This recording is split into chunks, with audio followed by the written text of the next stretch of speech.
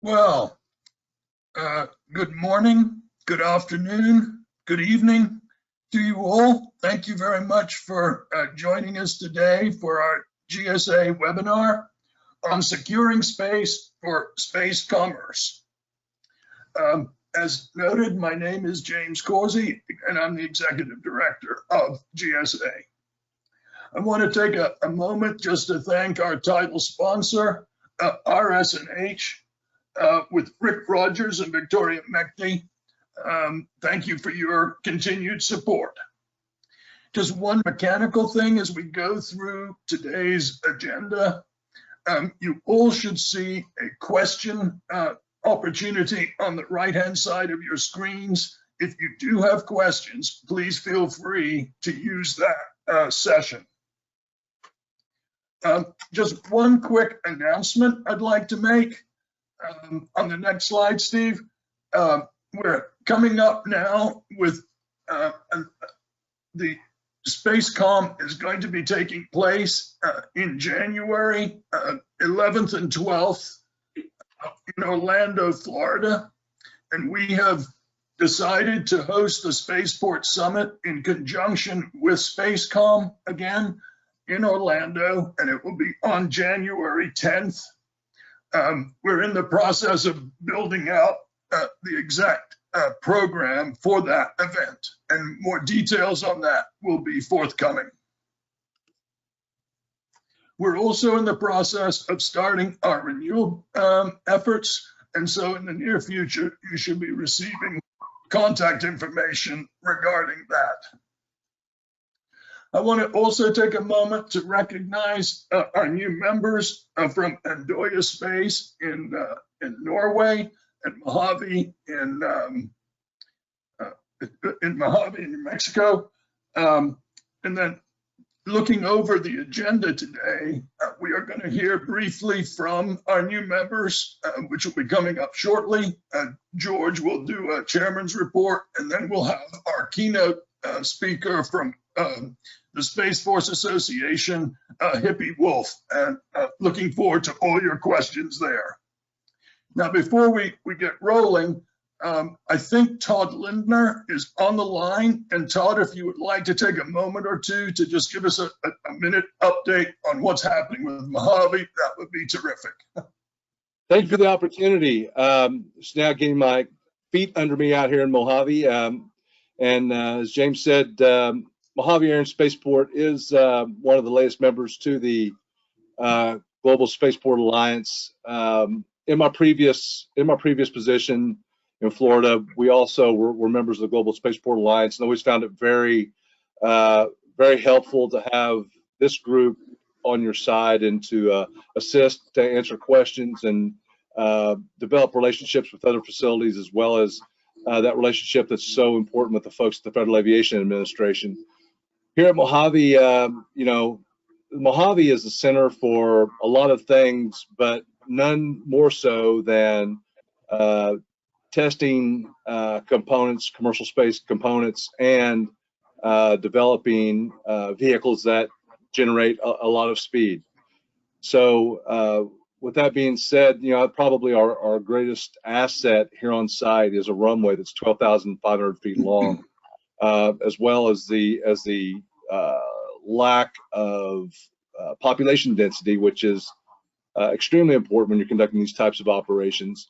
And I'm very fortunate to have been selected for this position, and look forward to continuing our work here at Mojave as we continue to do research and data gathering, and we continue to work with the Global Spaceport Alliance and Dr. Neal to further the commercial space industry.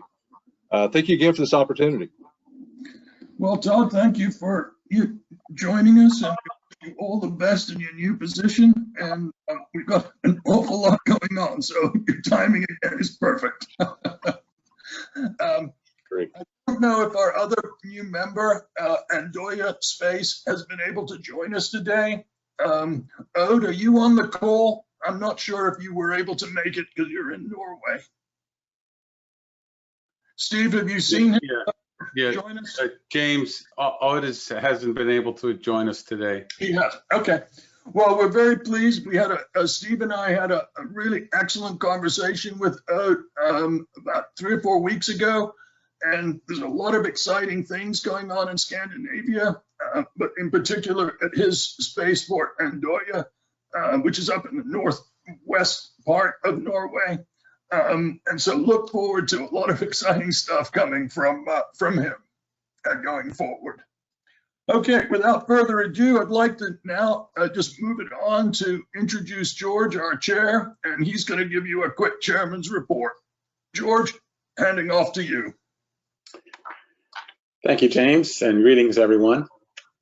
As is our custom, I'd like to take just a few minutes to review some of the things that have been going on in the commercial space arena.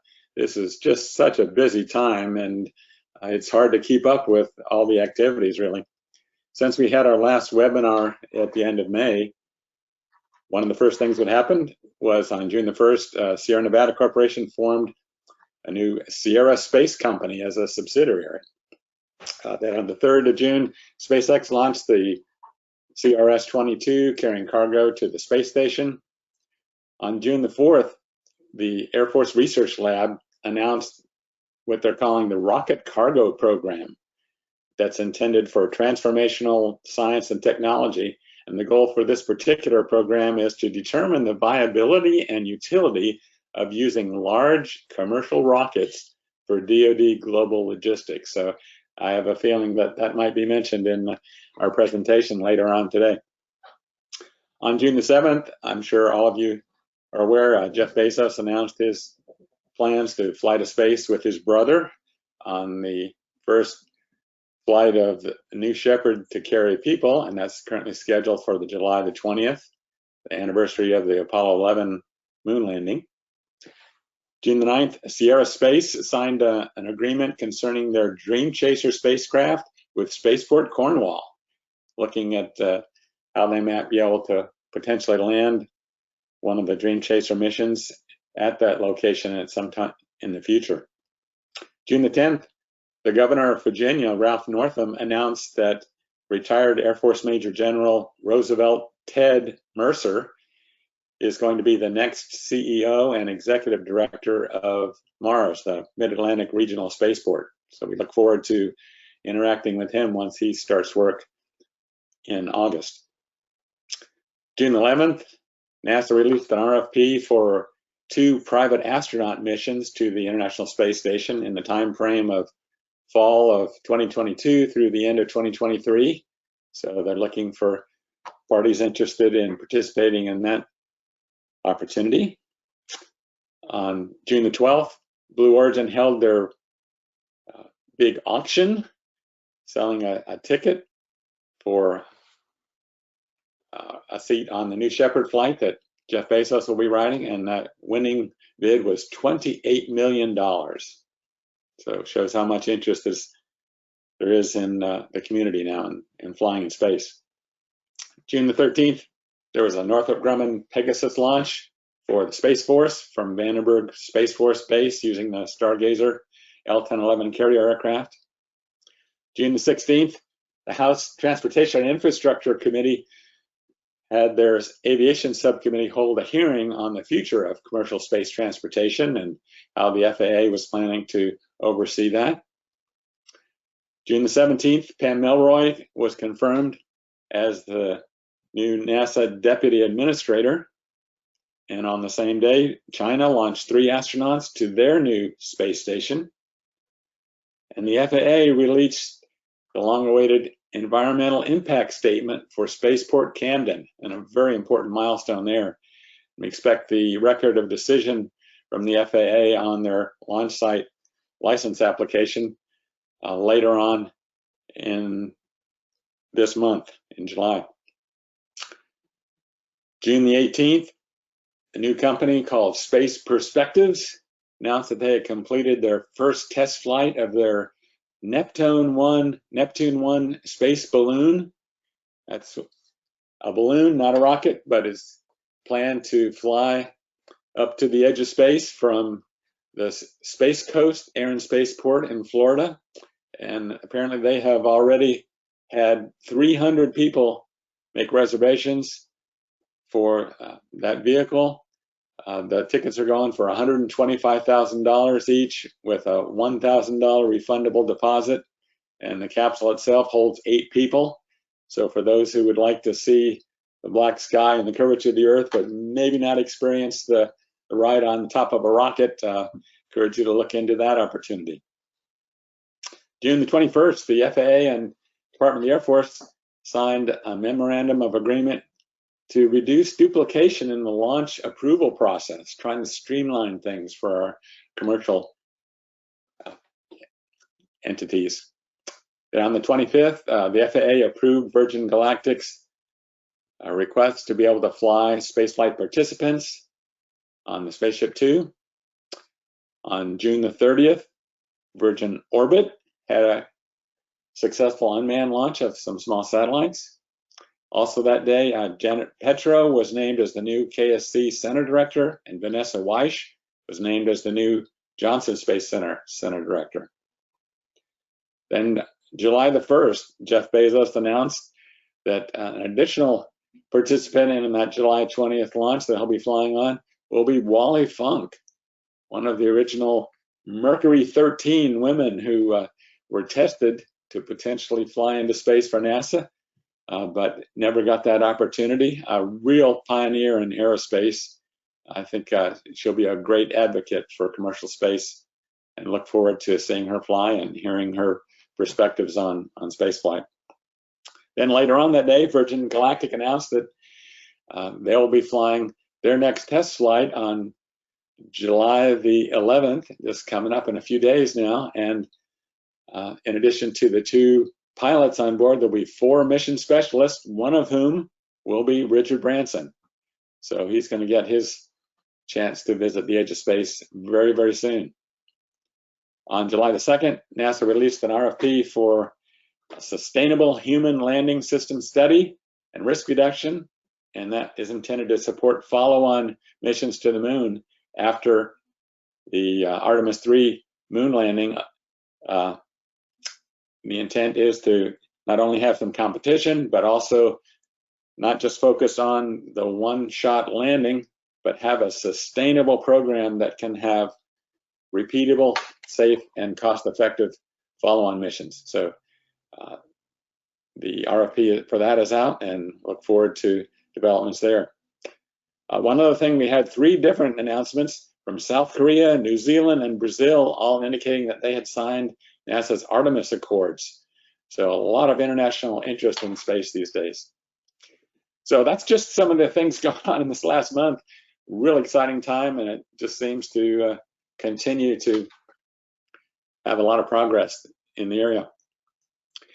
So moving on to the main event today, I'm very pleased to be able to introduce our featured speaker, Bill Hippie Woolfe, who is a retired Air Force colonel and President and Chief Executive Officer of the Space Force Association. Bill is also the CEO of the Woolfe Consulting Group, LLC, which provides strategic advisory services in space and multi-domain operations. Colonel Woolfe served over 24 years in the Air Force, retiring in 2018. He's a career space and nuclear officer in high-impact operations, staff leadership, and technical program management positions, with a lot of depth and breadth of experience in advanced space programs and joint all-domain command and control. Bill is a graduate of the United States Air Force Weapons School. So Bill, over to you. Look forward to your talk. Thank you so much, George. I really do appreciate the kind introduction, and thanks for the opportunity to share what Space Force Association is and some of our objectives and what we're working on. So really excited about this discussion and honored to be in such a distinguished group of individuals. And give me just a moment, I'll share my screen, and I'm going to walk through just a quick presentation. I say quick, it's 17 slides. I know you can't get through 17 slides in 20 minutes, but I'm going to do my best to do that. And the intent really is to just open up some of these topics for discussion so that we can have a dialogue. And that's really what I'd like to focus on is questions and answers, and really open it up to discussion. If during the presentation you have a question, feel free to pause me so that we can talk about that concept, or if you'd like, we can talk about it after the presentation's over. So just give me a moment as I share this screen here. Okay, we should be good there. You should see slideshow presentation. Steve, if you could just give me a verbal saying that we are good to go. Looks good. All right, thank you, sir. And so what I'd like to talk about, and a lot of people don't like to talk about this, is space as a warfighting domain. So as a prior space operator myself, I always consider myself a space warfighter. You know, I went to the Air Force weapons school where we learned about the various weapons in the air domain. And then we learned about how to integrate space capabilities into geographic and functional combatant commands O plans. And really what we're finding out, and what my frustration was, is how do you quantify space superiority like you do with every other domain? So that's what we're going to talk about a little bit, is the importance of space superiority to ensure that we can continue to use space for commercial and civil purposes. So we'll talk a little bit about the space warfighter development and what's been happening in the Space Force. We'll talk a little bit about the relationship between U.S. Space Force and U.S. Space Com.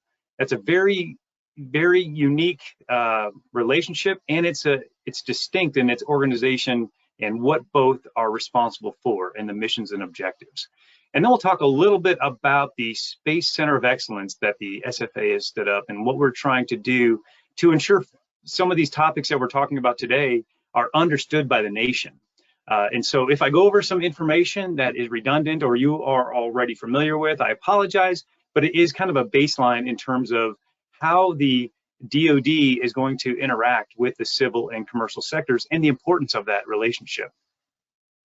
As he said, as George said, yes, I was a 24-year Air Force veteran, worked majority in space operations, and some of my frustration as a Air Force officer was understanding the capabilities that industry was working on to help me accomplish my task and mission of space superiority. And so that's when I retired and joined industry. One of my first things was to turn around to my friends in the Air Force and say, hey, I think we've got some good solutions for some of the problems that we've been working on for years, and I'd like to present those solutions to you. And the response was, I'm sorry, we can't talk to you, you're industry now. And I thought, well, how does every other service coordinate with the Department of Defense based on what industry has to offer as some of those solution sets? And inevitably, every service has a professional organization in support of that service. But what I saw the opportunity was to create a organization that supports the Space Force. So it's with that intent that I founded the Space Force Association. So I'll briefly talk about what the Space Force Association is. So our mission is to achieve superior national space power by helping to shape the Space Force that provides credible deterrence in competition, dominant capability in combat, and professional services for all partners. And really what that comes down to is we at the SFA research, we inform, and we advocate. And so I'll let you read that slide. I'm not going to go verbatim and talk about all of those specific points, but you can see there, the biggest thing is you have to start with research, identifying and quantifying the problem sets that we have to look at. And today what we're discussing is the relationship between the Department of Defense, the commercial and civil sectors, you know, and trying to figure out, are there some specific policy changes that have to take place that ensure freedom of action in space from our commercial partners, and how does the DoD support that, similar to what has already been discussed a little bit about the important relationship between the DoD and the FAA, specifically as it relates to the air domain, and how that's going to translate into policy objectives for the space domain. And then inform. This is one of the ways we inform, is getting on webinars like this and talking about what SFA is doing and talking about the topics we're hearing about from Space Force leadership and some of their concerns. One of the biggest concerns, talking to some friends of mine at the Space Force, are the lack of understanding between what the Space Force does and is responsible for, and what U.S. Space Com does and is responsible for. So we're going to talk a little bit about that here in just a few minutes. And then advocate.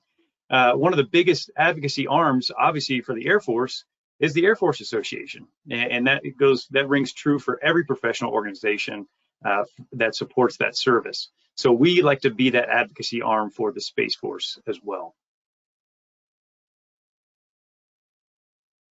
So the space domain, it's funny, but we do have to say this, what is the space domain? And that is the altitude where atmospheric effects on airborne objects become negligible. United States Space Command, as a combatant command, has a geographic area of responsibility surrounding Earth at altitudes equal to or greater than 100 kilometers or 54 nautical miles above mean sea level.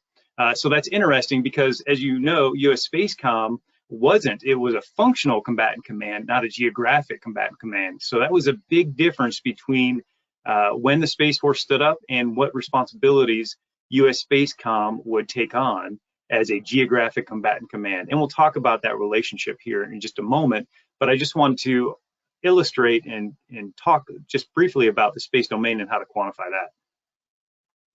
So when we talk about warfighter development, as I would say I was a space warfighter in my military career, but the way we at SFA like to quantify that is a military professional focused on excellence in the space domain, which we just described, who possesses the joint acumen necessary to confront space problems with a multi-domain, this is an important concept, multi-dimensional solution that presents multiple dilemmas at a speed which an adversary cannot adapt.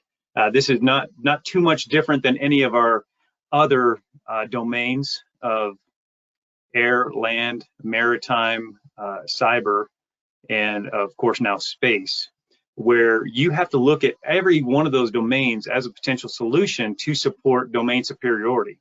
For example, the maritime domain is not going to be long before they look to the space domain for support in critical infrastructure based on limited terrestrial comms and the need for space-based communication and the infrastructure layer associated with that.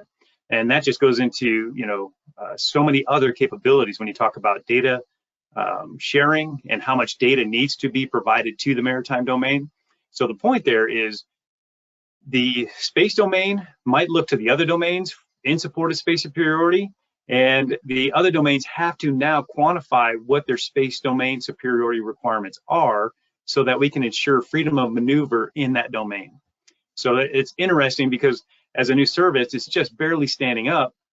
The relationship with the combatant commands are barely being established, but we have to talk about what the implications are. And then how much of that from the DoD is going to look to the civil or commercial sector for augmentation of that critical infrastructure. That's one of the big questions I pose to the audience today. And if there's a way to start to quantify that, that's what we'd like to help provide the opportunity to do at the Space Force Association. So the space enterprise, I'll let you read down through that, but this is just a roll-up of all the directives that are out there with regard to defining the space enterprise and the criticality of the space domain to national interests. The question now becomes, how do you translate all of this into specific tasks and actions in not just the Space Force and US Spacecom, but to all the other services and all the other geographic combatant commands.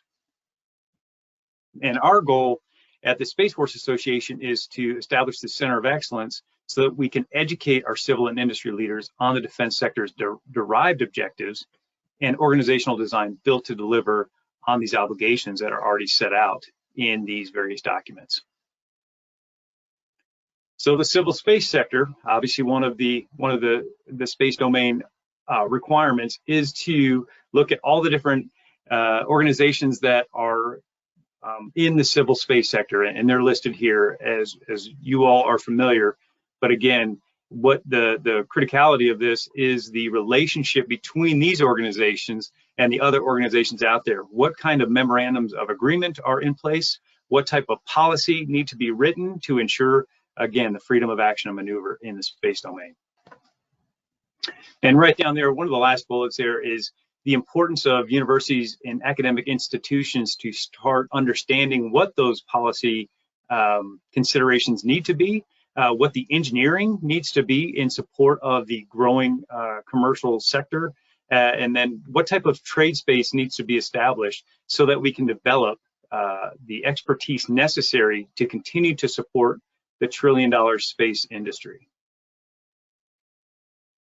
And as you can see there in the bumper sticker, civil space sector interests are part of vital national interests and may be the focus of DoD protection and defense. And we'll talk a little bit about that here in just a second when we talk about space tourism. As George was mentioning, a lot has been happening in the space tourism sector. The commercial space sector, you're all familiar with this, and you talked a little bit about already the space lift companies that are out there. We're happy to have Sierra Nevada Corporation as a corporate member of SFA, and some good friends of mine, Mr. Wagner and Mr. Manor, are helping to lead up that aspect of that company in terms of providing capability, critical capability from the commercial sector to the Space Force. But the NSP tasked with robust commercial space industry, managing space-related international trade agreements, providing mission authorizations of novel activities, and fostering the development of space collision warning measures, which is going to be important, especially in the space launch business, because you do have to ensure the space is clear, just like you would ensure that the maritime, land, and air domains have clear space to operate and navigate in. You're familiar with FAA estimated the U.S. space industry valued at $158 billion is projected to be $1 trillion by 2040. Current sector includes satellite communications and internet, Earth observation, and launch. And what this is going to lead to, as you know, is a congested, degraded, and operationally limited domain in space. And everyone's been talking about that, and that turns into basically a responsibility currently of nation states as they launch critical capabilities, that they don't start to provide a congested environment in that domain. So the national security space sector brings up the DoD and its relationship with the intel community. And so those are listed here. The Department of Defense space sector is obviously the department services and combatant commands, as we've been talking about. But now there's a requirement for them to interact with the intelligence communities, specifically the NRO, NSA, and NGA. And so the question becomes, how are those organizations communicating and coordinating with each other? Another one would be the Space Defense Agency as well. So before we talk about the service components and the combatant command, it's important, you know, everything starts with a threat. All fights start with a threat to the domain. So this is taken from CSIS's study on the threats to the space domain. So you can see the international space programs from the various countries. If you've not had a chance already to read Josh Carlson's book, Space Power Ascendant, I'd recommend it because it does talk about what China is specifically doing to establish themselves in the space domain, which is going to, I believe, cause some national security problems here in the future. Specifically, you know, if you look at what they've already been doing in the South China Sea, and the fact is they don't recognize, you know, sovereignty, or they recognize sovereignty and they don't recognize other international players and their access to the space domain. They've already said in open press that they will establish a base on Mars by 2040. So there's a lot going on from that country. You can see the future plans, ongoing projects. China has its own ASAT, direct ascent ASAT, rendezvous, proximity ops. Counter space capability is growing. They've already said that part of their national objectives would be to take out U.S. space capabilities if there were ever a conflict between the two countries. And then you see different threats from Iran and North Korea as well. So this is just a quick roll-up of the Department of Defense, Space, U.S. Spacecom, and U.S. Space Force. So you see U.S. Spacecom there on the left, and it conducts operations in, from, and to space to deter conflict and, if necessary, defeat aggression. Deter aggression, defeat our nation's enemies through posture and preparedness, deliver space combat power, defend U.S. allied and partners' interests. Now, you can't have a combatant command without a service component providing capability to that combatant command, no different than any other domain. So just like the Air Force provides air capabilities to all these geographic combatant commands, Space Force is going to have to do the same thing. So the question becomes, who is the actual warfighter? Well, I would say that the warfighter is the service component providing capabilities to the combatant command. So the warfighter has to be trained and educated in the service, which is the Space Force's primary role of organizing, training, and equipping Guardians to provide that combat capability to all geographic combatant commands, not just U.S. Space Command. So over on the right, you see a macro organizational design for a fully operationally capable Space Force, with the Chief of Space Operations there on the top, the U.S. Space Force element of the NRO, Space Operations Command, Space Systems Command, and then Space Training and Readiness Command, or STARCOM. A big deal here with STARCOM is the Space Force needs simulators and training and testing ranges to demonstrate capability prior to delivering those capabilities to the Space Force. So it would be like some of what they're doing now in terms of delivering satellite capabilities is they are actually delivering F-22s without trained pilots, would be an example. So we need to ensure the training is accomplished for these operators on the systems that are going to be deployed into the space domain, no different than any other domain. And that's a really big deal that Space Training and Readiness is going to be working on. And then, of course, the intelligence community is in direct support of everything that's going on in the space domain, from providing that threat assessment to the Space Force and even to other organizations. Now what we have to talk about is how much of that information is going to flow through the Space Force and then provide that information back to the civil and commercial sectors. And that's going to be critical.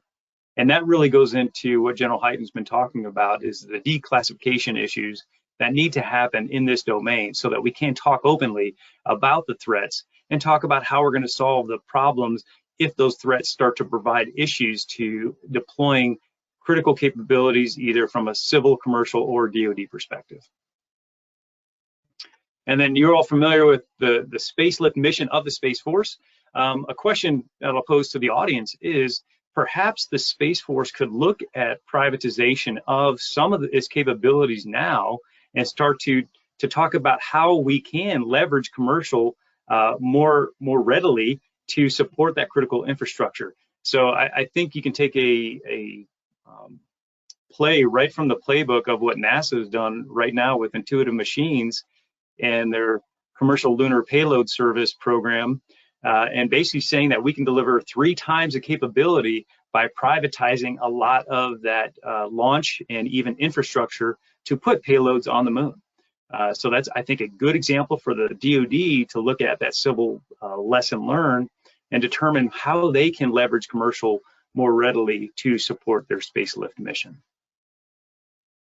And as you see, there's space mobility. When we talk about space mobility, it's not currently in Joint Publication 3-14, which talks about the space domain and the space superiority mission.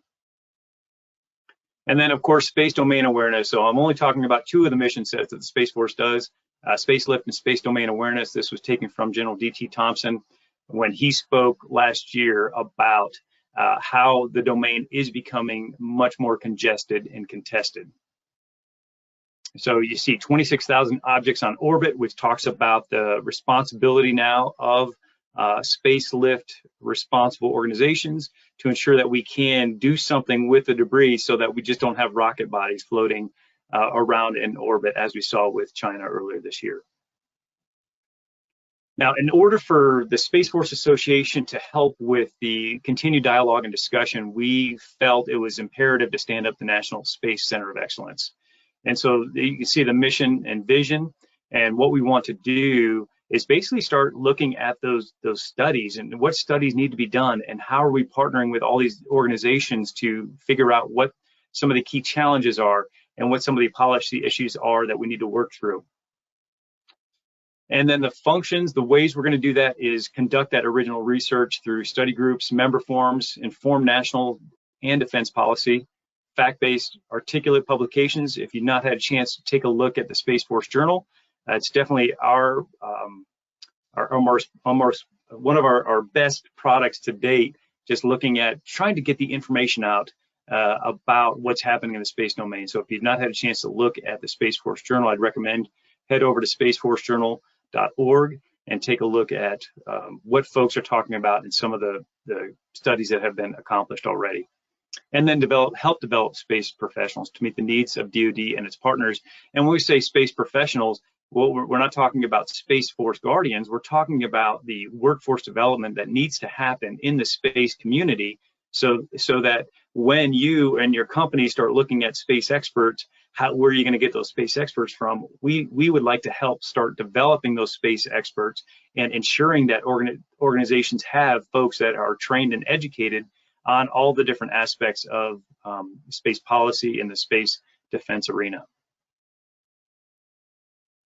We talked about the Space Force Journal. We got the second issue. It's coming up here momentarily. We're working on some of the final products.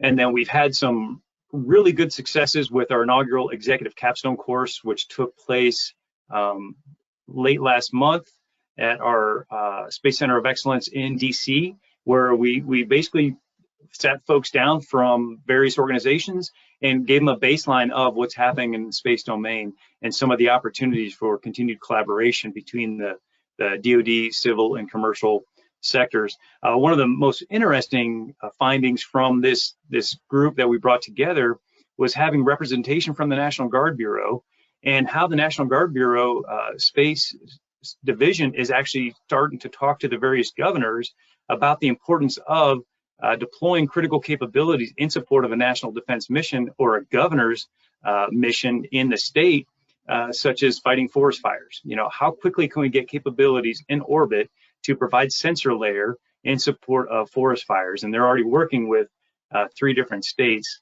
on examining that. Now, I think that has a direct implication to where spaceports and future spaceports could be located. So I think that's an important dialogue. If we get to the point where we know how safe space launch can be, I suspect every governor would have a requirement to at least look at the possibility of creating a spaceport in their respective state. So we went over a bunch of information there. I wanted to keep it relatively quick, but hopefully the topics that I presented will provide some continued dialogue. So I stand by for any questions or comments you have. Excellent. Thank you, Bill. That was a great overview.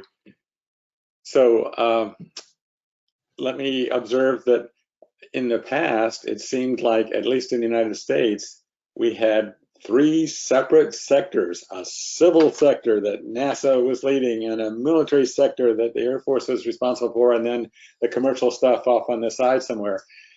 It's occurred to me that, you know, we can't really afford, nor should we think of our space activities in those separate stovepipes anymore. Interested in your thoughts about how we can collaborate more or take advantage of the strengths, the resources, the opportunities, the challenges between the different sectors. Yes, sir. Thank you. Great question, and something that's been frustrating to me as a military member throughout my career. You know, you have to look at how the other services were established, and it was based on typically a world war that had to be fought so that you can demonstrate the culture necessary to create the capabilities to dominate in that domain. The last one before the Space Force was the Air Force. And so that was demonstrated, air superiority was demonstrated very effectively in World War II. We, nor do we want, have demonstrated a space global war. So as a result, and this is the bottom line, is we don't understand all the various organizations that contribute to the space domain superiority mission. And that's one of the first steps, is to what are all the organizations responsible for? And what you just pointed out is the civil, commercial, and DoD, none of them have had the requirement to communicate and collaborate in the past. With this establishment of the service, now I think it's up to us as citizens to start asking the question, what are the relationships between these various organizations? How can we leverage efficiencies from the commercial and civil sector to support DoD? And how can DoD look to the civil and commercial sector to gain those efficiencies and determine what capability gaps are that need to quickly be compensated if we're in a contested environment. And so to your point, yes, there's definitely an opportunity for continued collaboration, but I think it needs to be deliberate. And there needs to be a source reference document to talk about what the various organizations are responsible for. We've conducted interviews in the last year. And so if you've not had a chance, please feel free to go over to sfa.org and look at some of the interviews we've conducted with DoD members, with the director of the SDA, to talk about exactly what you're talking about, is what are the relationships and what are the efficiencies that can be gained. One of the messages that the Global Spaceport Alliance has tried to share is that a spaceport is not just a place where launches take place, but it can and should also be a focal point and a technology hub where you can have aerospace manufacturing and technology development, research and development, education and training, and certainly, hopefully in the near term, things like point-to-point transportation and so forth. Any thoughts on how spaceports can become more engaged with and supportive of both the Space Force specifically and the military in general? Yeah, that's a good point. We've been thinking about this at SFA for a few months. I think the new administration is missing an opportunity to really talk about the hope that is inspired by space exploration, space tourism, space travel. And so I think it should be basically a talking point on a regular basis for the administration, similar to what JFK did back in the space races. How quickly can we use commercial civil to get us to space much faster? And I think it's a narrative that we're missing. And to your point about continued collaboration and development, yes, where are these hubs for these discussions to take place? Right now, based on the COVID environment, we're doing a lot of this virtually. In the future, we're going to need to get together as a community and basically have innovation summits where we talk about the technology, talk about the organizational responsibilities and challenges, and how we can work together to ensure that those challenges are quickly overcome. So yeah, a tremendous opportunity, I think, for just not only a national narrative, but also a state and international narrative as well. I remember in the military going to a summit in the UK talking about how to leverage our international partners for critical space capability and development of. No different from a civil commercial sector.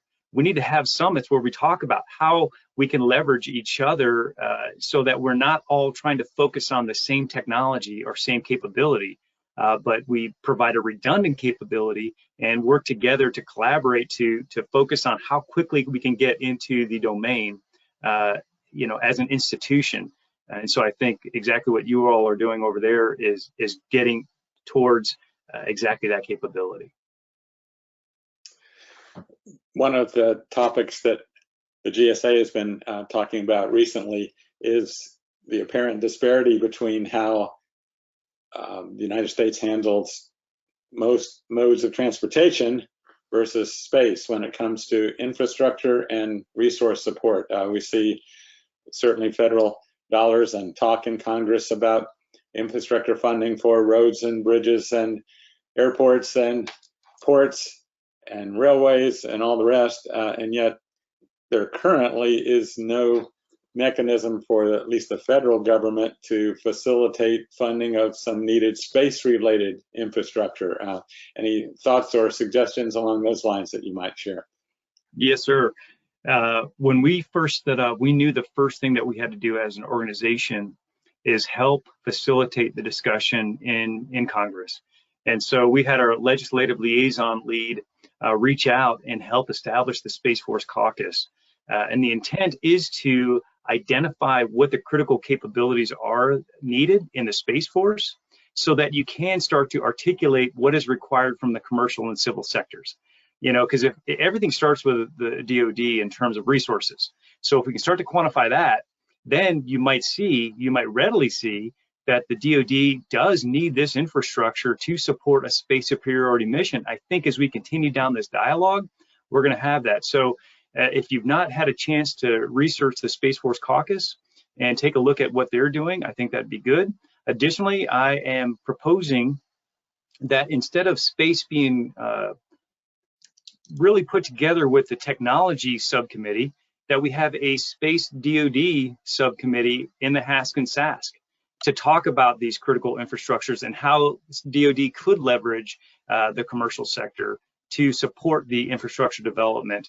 Because I think you're right, it's not talked about enough because people don't understand it that well. But it needs to be as important as the infrastructure we're talking about here in the terrestrial domain. But we need to talk about this in the space domain as well. We mentioned earlier the recent military interest in potentially using large rockets to deliver cargo quickly around the world. The rocket cargo program that is now being invested in and so forth. To me, point-to-point transportation seems like a huge opportunity, and it's not there today, but wow, that could be a big game changer. I'm interested in your perspectives on the importance of that, both for military and other uses. I remember the first time I heard this concept, I was working for Lieutenant General Steve Quast at Air University, and he brought this up. And I remember people looking at him like, oh my gosh, what are you talking about? But it was a perfect opportunity for the future of the Space Force, and at the time Air Force Space Command, to say, yes, this is the type of capability we need to deliver cargo, because one of our biggest limb facts as the DoD is moving goods and services around the globe. But now if we can deliver that capability in 30 minutes or less, anywhere in the world, that illustration, by the way, that Elon Musk did on SpaceX concept back in, I think it was 2018, that video, if you look up YouTube and watch that concept, as you're familiar, that's exactly what we need. And our Chief Operations Officer, Colonel Matt Anderson, is the U.S. Transcom L&O to U.S. Spacecom, and U.S. Transcom is talking about this already with SpaceX. And so there have been some talks already on the subject. And I know Transcom is moving very diligently in that direction. Of course, the question then becomes, how is Transcom relating those operational requirements back to the service, the Space Force, who has a requirement to deliver those capabilities to U.S. Transcom as a functional combatant command? Excellent. So I had a question on whether Spaceports Association is currently interacting with universities at all. Yeah, absolutely. So, one of the things is trying to figure out what is the curriculum that's needed for the university. So there's several ways we're currently interacting. One is working through the ROTC detachments to figure out what space curriculum is included in ROTC training, which right now it's limited. That is being developed. The Space Force is developing that curriculum. We're helping to develop that curriculum. And then what types of courses are going to be required in universities, and can they be accredited to create what we would call space professionals, a certified space professional, just like you would have in any other trade space. So we're working with universities to help establish what that curriculum would look like. And the important part of that is we at the SFA would like it to be in conjunction with the Space Force, so that we're not training or educating something different from a policy perspective or from a, the various concepts that have to be discussed, that it's in line with the Space Force and not contradictory. So that's one of the things we're working on now, is ensuring that that curriculum is in support of and in line with the Space Force, and then how to integrate that with the various universities. And that's a big challenge because right now every university wants to establish a space superiority or a space domain awareness curriculum. I think what Greg Autry is doing at ASU is a perfect example of that, and we would like to basically take that program and replicate it at any university that would be interested in hosting a space career path or space credentialed program in their university. You mentioned earlier that there are a lot of different organizations interested in or involved in space, and of course they each have their own agendas and stakeholders and members and objectives and so forth, but I think there still is a huge opportunity for collaboration and synergy. can I put you on the spot and ask if you would be open to types of collaboration in terms of either programs, activities, research, papers, other ways that we can find some overlap in our organizations? Yes, sir. Without question, we are. Our organization is open to collaborate with anybody. The mission set that we're trying to help provide and advocate for in space superiority is tremendous. The amount of work that has to be done is overwhelming. So there's plenty of work for everyone, is our perspective. And I think the opportunity for collaboration is always existent. And so, yeah, if folks are willing to collaborate, we've got a space education committee that has stood up. And they are in charge of ensuring that the Space Center of Excellence, which is really the Space Education and Training Center under the Space Center of Excellence, and also the Space Battle Lab, and we talked to the superintendent over at the Air Force Academy, General Clark, and he said he would like a Space Battle Lab, just like the other domains have their battle labs to look at. So the point is there's plenty of opportunity out there for collaboration, and those are just a couple of opportunities we're currently working on, but definitely open to collaborate. Excellent. Well, just one final question. You mentioned some of the announced and unannounced activities that China is working on in terms of their space activities. One I saw just recently quoted one of their scientists reporting on their at least initial investigation to use a new super heavy lift rocket to construct a huge space-based solar power station in geostationary orbit that, again, they tend to think very long-term and strategically, unlike what we usually do.